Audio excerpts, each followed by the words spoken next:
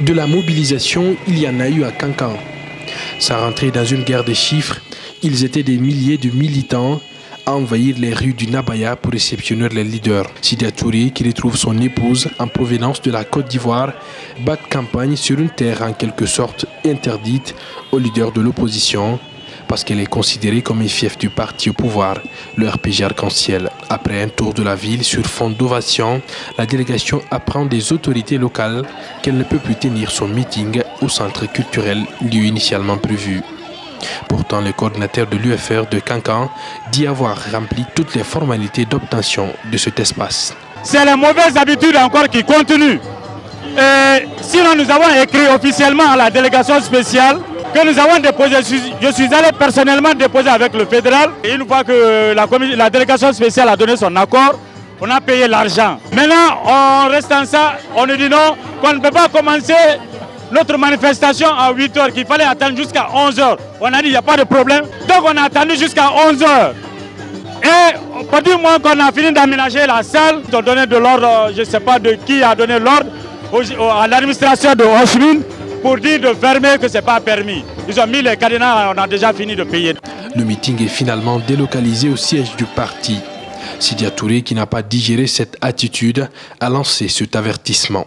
Je voudrais dire que c'est la dernière fois que nous allons à un meeting et que les pouvoirs en place, alors que nous sommes en campagne électorale pour la présidentielle, que les pouvoirs en place, maires, préfets, qui ont passé la nuit à coller les affiches et à accrocher des foulards jaunes dans la rue, nous interdisent d'aller faire notre meeting là où c'était prévu. C'est la dernière fois. Mais si cela se répète devant, cela va mal finir. Mais cela démontre aussi la fébrilité du RPG. Al-Silanine, c'est la première fois qu'un parti vient s'adresser aux Kankanais ici, directement. Est-ce que quand vous êtes là? Plus loin, le leader de l'UFR réitère la nécessité de réussir l'alternance en 2015 dans un discours presque identique à d'autres déjà tenus dans certaines villes du pays. Courant et Kankan? Est-ce que même RPG au Courant et Arba? Non. Guy et Kankan? Non. Est-ce que Guy et Albara? Non. Barate Kankan, Alde et Barasorola?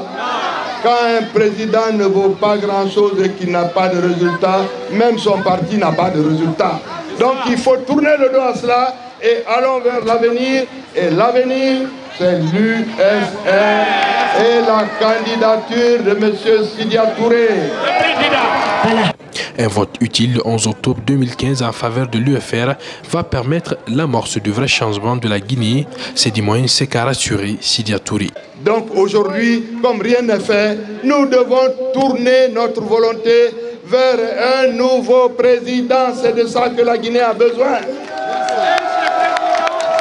Et je vous ai prouvé, que ce soit ici comme Premier ministre ou en Côte d'Ivoire, comme ministre collaborateur direct du président Ouattara, que nous pouvons changer le pays si on le veut. Ceux qui n'ont pas appris à travailler, ils ne peuvent pas nous apprendre, ils ne peuvent pas nous aider à évoluer parce qu'eux-mêmes, ils n'avaient pas évolué. C'est ça la vérité. Quand on n'a pas appris à travailler, on ne peut pas diriger un pays. Ce n'est pas possible.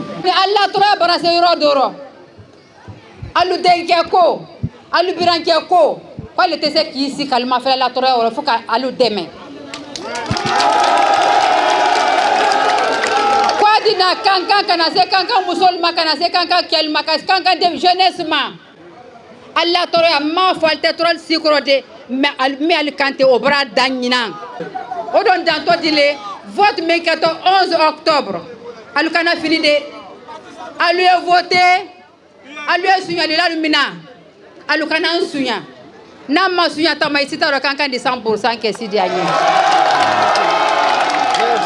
Peu avant, dans la matinée, sur la route de Kankan, Sidya Touré a eu droit à une autre réception à Kouroussa, où une frange importante de la population lui a exprimé tout son soutien.